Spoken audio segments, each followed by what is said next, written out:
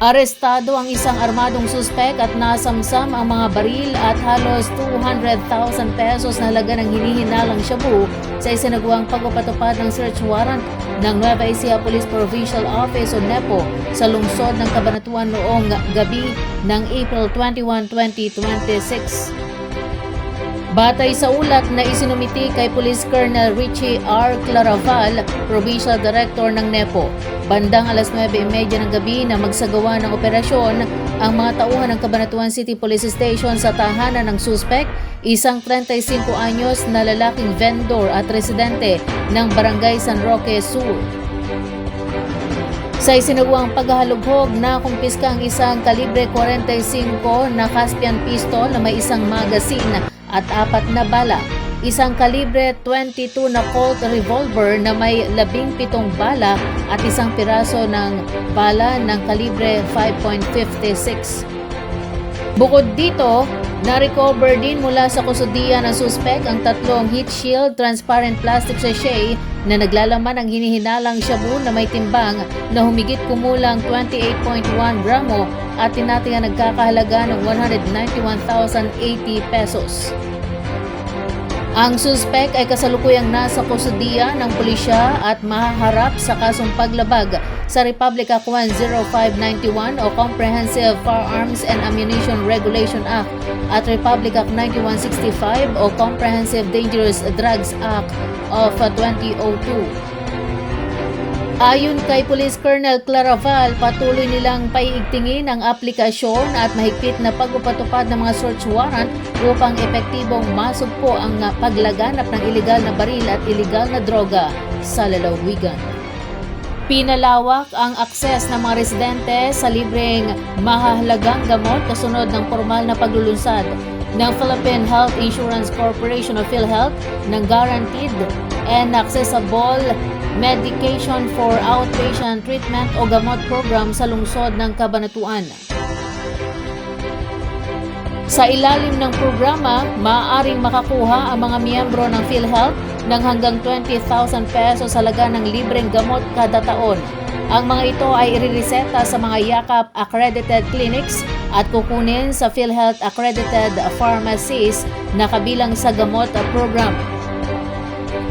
Ayon kay PhilHealth Regional Office 3 Acting Vice President Maria Emily Roque, layunin ng inisyatiba na mabawasan ang pinansyal na pasanin ng mga Pilipino lalo na ang mga napipilitang ipagpaliban ang pagpapagamot dahil sa mataas na presyo ng mga gamot.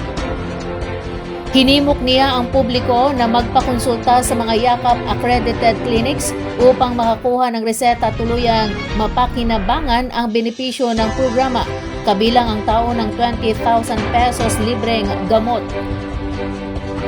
Dagdag pa ni Roque, inaasahang palalawakin pa ang implementasyon ng gamot program sa iba pang bahagi ng Nueva Ecija habang dumarami ang mga pasilidad na nagpapa-accredit. Samantala, sinabi ni PhilHealth Regional Office 3B Acting Branch Manager Arlan Granale na pinatitibay ng programa ang primary healthcare system sa pamagitan ng pagtitiyak na hindi lamang konsultasyon ang naibibigay sa mga pasyente kundi pati ang kinakailangang gamot para sa kanilang paggamot.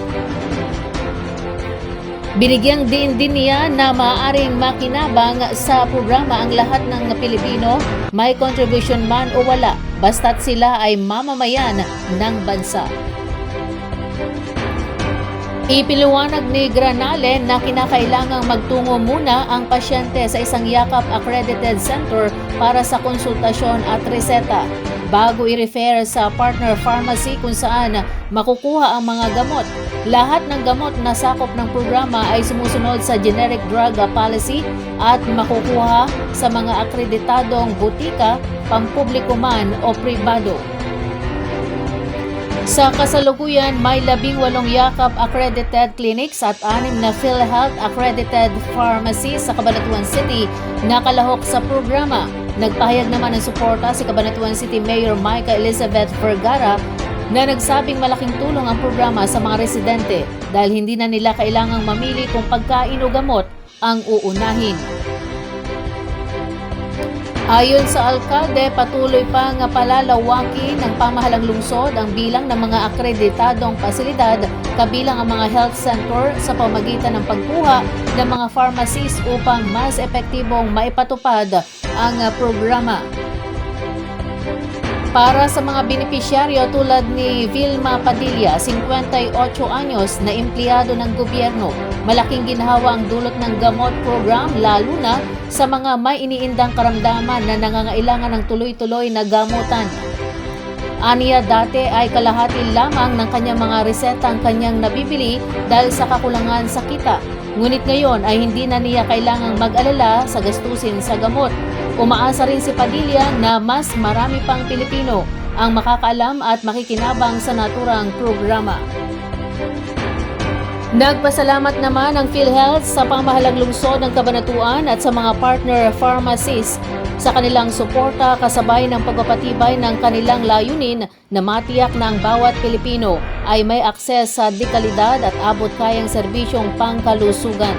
Pinaigting na pagbabantay sa kalsada at checkpoint operations ang nagbunga sa pagkakaaresto ng 2 vendor na sangkot umano sa bentahan ng iligal na sigarilyo sa magkahiwalay na insidente nitong Martes sa bayan ng Lupao at Licab, Nueva Ecija. Sa bayan ng Licab, nasa kote ang 49 anyos na babaeng vendor na si alias Mirna. Matapos maaktuhan na may dalang mga kahon ng pinaghihinalaang pekeng sigarilyo habang nakaparada ang kanyang kolong-kolong sa gilid ng kalsada sa Barangay San Juan bandang 1:45 ng hapon. Na-recover mula sa kanya ang 11 rims ng Modern Red at 9 na rims ng Titanium Grid na may tinatayang halagang 10,600 pesos. Sa hiwalay na operasyon sa Lupao, isang 32 anyos na lalaking vendor na si alias Brian ang naharang sa checkpoint sa Barangay Poblacion South dakong 4:05 ng madaling araw. Sa isinagawang inspeksyon sa kanyang minamanehong tricycle, nadiskubre ang mga kahon ng pekeng sigarilyo na nagkakahalaga ng 15,000 pesos. Ayon sa pulisya, ang dalawang operasyon ay bahagi ng pinaigting na kampanya laban sa smuggling at distribusyon ng mga produktong walang kaukulang buwis at babala sa kalusugan. Kapwa nahaharap sa kasong paglabag sa Section 1401 ng Republic Act 10863 o Customs Modernization and Tariff Act, Republic Act 10643 o Graphic Health Warnings Law, Republic Act 7394 o Consumer Act of the Philippines at National Internal Revenue Code of 1997 ang mga naarestong suspect.